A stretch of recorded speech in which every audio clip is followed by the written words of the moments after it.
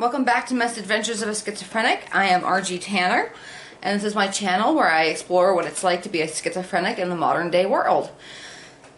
So for today, we're talking about medications.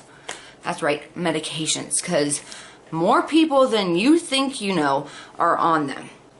Most people try to keep it very hush-hush. Most people are like, oh, I don't want to say that I'm on XYZ medication, but the fact of the matter is that sometimes it is extremely important to be on certain medications for mental health.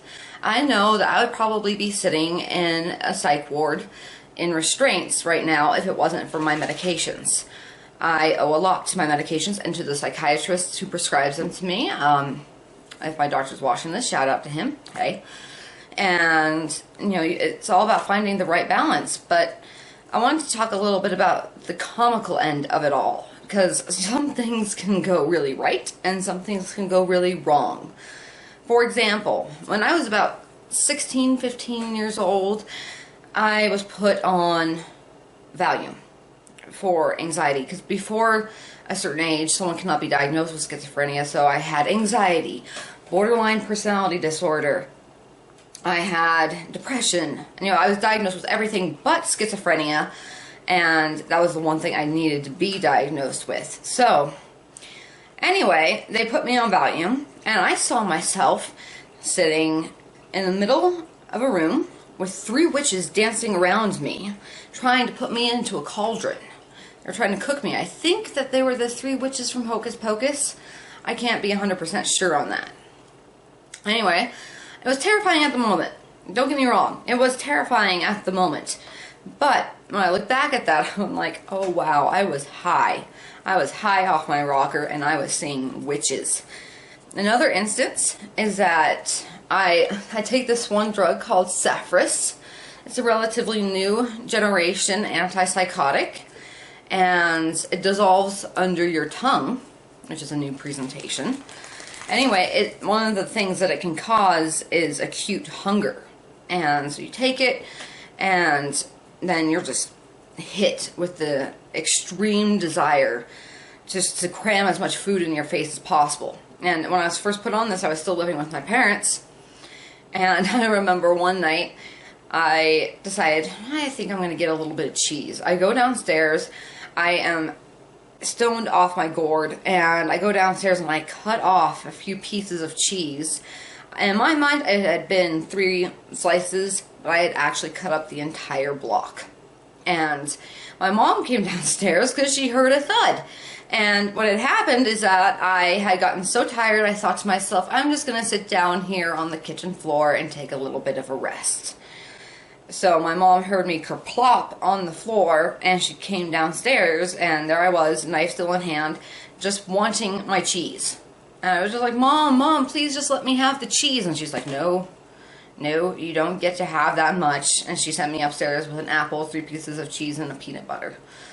So there can be some hysterical things that ensue. I know that my husband and I have had nights where I am so giggly, I am just laughing, and sometimes I'm laughing so hard that I can't go to sleep and our sides are hurting because we've just let go of all abandon, and we've just started making light of everything. And when you're properly medicated and you have the ability to separate yourself from some of the diversity that faces you, you have the ability to say, a lot of this is actually really funny. Because if you can't laugh at yourself, then what do you have? You have a life full of massive disappointments. And so, you know, I hope that you can find humor in your day-to-day life. If you are a mentally ill person, try to look for the funny things. Try to remember that it is the silly things that give life the meaning worth living. And, you know, they say laughter is the best medicine, and that is definitely true, and I can say that as a person who is on many medications, that laughter is definitely the best. So if you're going to derive anything from this video, I hope that you should never be ashamed to have to take medication.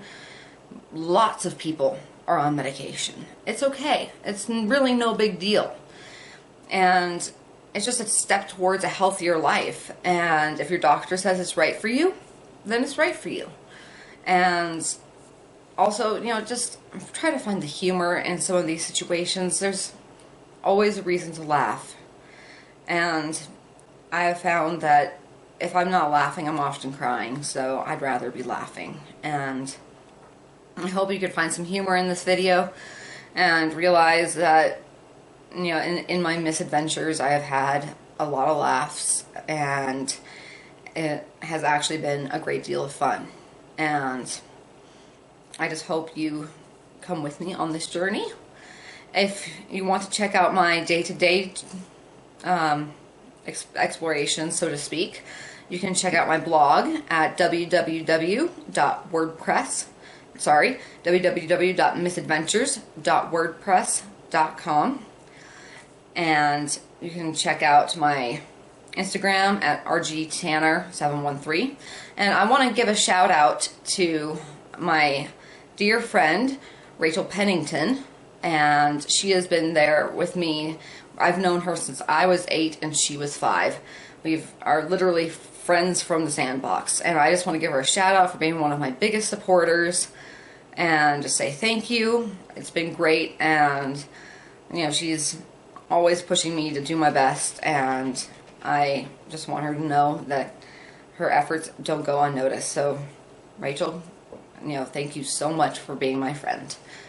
And if you have any questions, any questions whatsoever about me, about schizophrenia, about medications, pretty much anything, I'm happy to answer.